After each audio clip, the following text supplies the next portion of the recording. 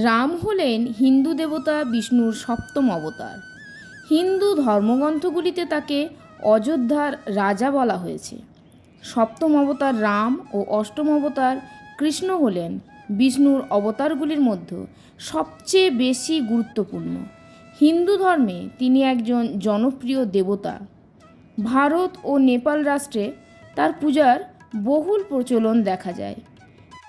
গত 22শে জানুয়ারি অযোধ্যা রাম মন্দিরে রামলালার প্রাণ প্রতিষ্ঠার পর ভক্তদের ঢল নেমে চলেছে। পুরাণ অনুযায়ী রাজা দশরথ ও রানী কৌশল্যার সন্তান রাম। চৈত্র মাসে রামনবমী তিথিতে তার জন্ম। রাম সম্পর্কে আমরা বিস্তৃত তথ্য জানতে পারি বাল্মীকির রামায়ণ থেকে। তাছাড়াও বিভিন্ন ভাষায় রামায়ণ রচিত হয়েছে। এর মধ্যে সবচেয়ে জনপ্রিয় হলো তুলসীদাসের রামচরিতমানস। বিভিন্ন মহাকাব্যে রাম সম্পর্কে নানান তথ্য তুলে ধরা হলেও তার সম্পর্কে আরও কিছু তথ্য আছে যা আমাদের অনেকেরই অজানা।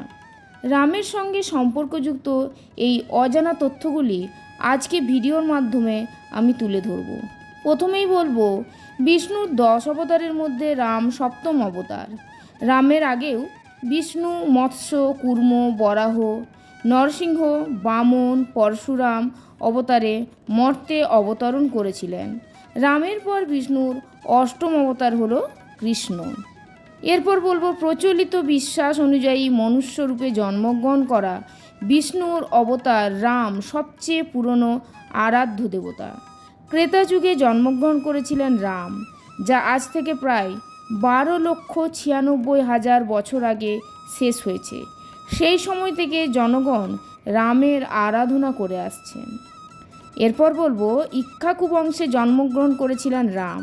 সূর্যপুত্র ইক্ষ্বাকু এই বংশ স্থাপন করেন, তাই রামকে সূর্যবংশী বলা হয়ে থাকে। এরপর বলবো বিষ্ণু সহস্র নামের মধ্যে বিষ্ণুর 394তম নাম হলো রাম। এরপর বলবো রঘুবংশের গুরু মহর্ষি বশিষ্ঠ দশরথের জ্যৈষ্ঠ পুত্রের নামকরণ করেন রাম। অগ্নিবীজ ও অমৃত বীজের মাধ্যমে রাম নামের উৎপত্তি।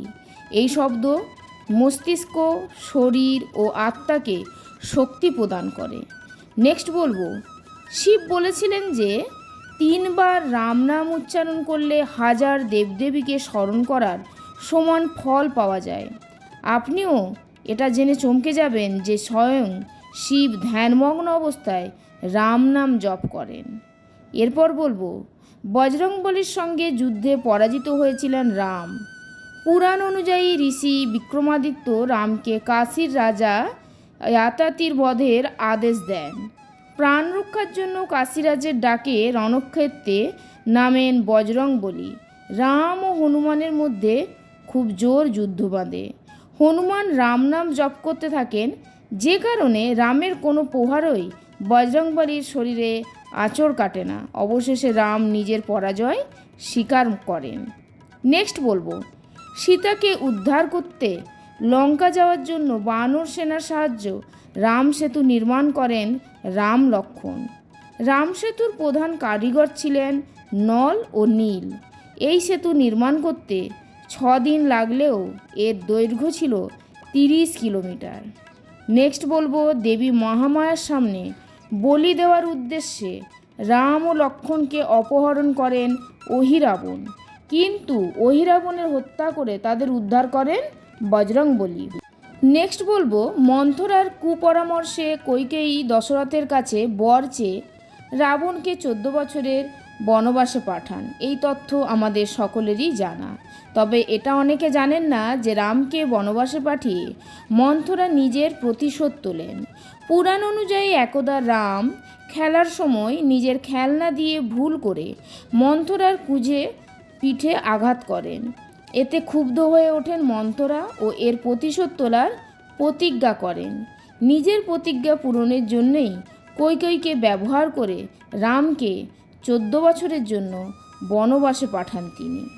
নেক্সট বলবো প্রচলিত বিশ্বাস অনুযায়ী কাঠবিড়ালির পিঠে যে সাদা কালো লম্বা দাগ, সেটি আসলে রামের আঙুলের দাগ।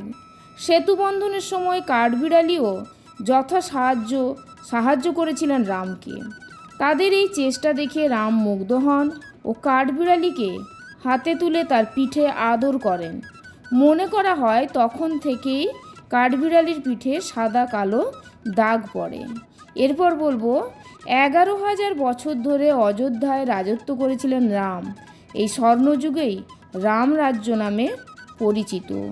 নেক্সট বলবো মনে করা হয় সীতার পাতাল প্রবেশের পর রাম ধরিত্রীকে ত্যাগ করে সরজু নদীতে জলসমাধি নেন। হিন্দু ধর্মে রামচন্দ্রকে আদর্শ পুরুষ হিসেবে তুলে ধরা হয়েছে। রামায়ণে রামের জীবন কাহিনী ও জীবনযাপন প্রণালী তার চরিত্রের নানান দিক তুলে ধরে, যার দ্বারা বর্তমান প্রজন্ম অনুপ্রাণিত হতে পারে।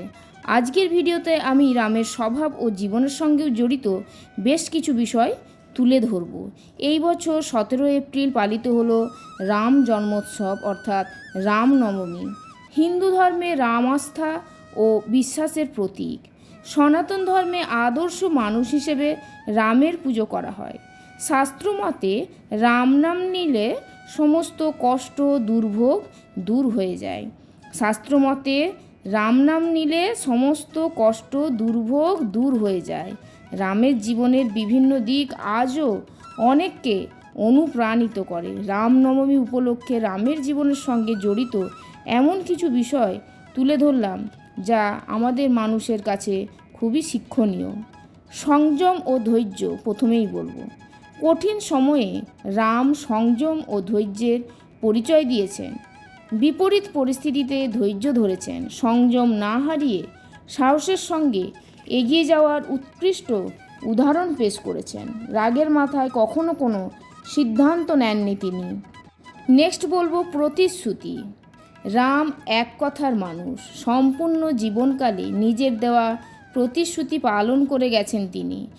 এমনকি নিজের প্রতিশ্রুতি পালন করতে গিয়ে প্রাণের চেয়ে প্রিয় ভাইকে মৃত্যুদণ্ড পর্যন্ত দিয়েছেন তিনি। নেক্সট বলবো এক স্ত্রী ও প্রেম। রাম সারা জীবন সীতামাকে ভালোবেসে গিয়েছেন। সীতা ছাড়া অন্য কোনো স্ত্রীর কল্পনা তিনি করেননি। সুন্দরী রমণীর বেশ ধরে শূর্পণখা তার সামনে এলে রাম তার দিকে তাকিয়েও দেখেননি। এরপর বলবো তপস্বী জীবন। বনবাসের সময় রাম নিজের সমস্ত রাজকীয় বস্ত্র অলংকার ত্যাগ করে তপস্বীর বস্ত্র ধারণ করেন। পথে যখন যেমন পরিস্থিতির মুখে পড়েছেন সেই অনুযায়ী জীবনযাপন করেছেন। রামের এই তপস্বী জীবন পরিস্থিতি অনুযায়ী কাজ করার গুণ শেখায়। এরপর বলবো পরিকল্পনা অনুযায়ী কাজ। রাম সবসময় পরিকল্পনা অনুযায়ী কাজ করে গেছেন। সীতাহরণের পর তাকে উদ্ধার করার পথে একাধিক বাধা উৎপন্ন হয়, কিন্তু রাম সংযম বজায় রেখে নিজের পরিকল্পনা অনুযায়ী এই অসাধ্য সাধন করেছেন। লঙ্কা পৌঁছানোর জন্য সমুদ্র অতিক্রম করার প্রয়োজনীয়তা দেখা গেলেও সঠিক পরিকল্পনা অনুযায়ী সেতু নির্মাণও করেছেন। এরপর বলবো সেবা ও সহযোগিতা। রাম নিজের জীবনে একাধিক সেবা কার্য করেছেন। বনবাসের সময় তিনি আদিবাসী ও বনবাসীদের জীবন উন্নত করার কাজ করেছেন। শবরী, কেউট ও অহিল্যার ঘটনা এর উদাহরণ। নিজের বনবাসের সময় অনেকের উদ্ধার করেন রাম। এরপর বলবো সম্মান করা। রামচন্দ্র নিজের জীবনে প্রত্যেকের সম্মান করেছেন। নিজের সমস্ত সম্পর্ক একাগ্রতার সঙ্গে পালন করেছেন। পরিবারের প্রতিটি সদস্য তার অত্যন্ত প্রিয়। এই সমস্ত বিষয়গুলি থেকে আমরা জীবনে চরম শিক্ষা নিতে পারি। আজকের ভিডিও এখানেই শেষ হলো। ভালো লাগলে লাইক, কমেন্ট ও শেয়ার করবেন। ধন্যবাদ। সবাই ভালো থাকুন। জয় শ্রীরাম।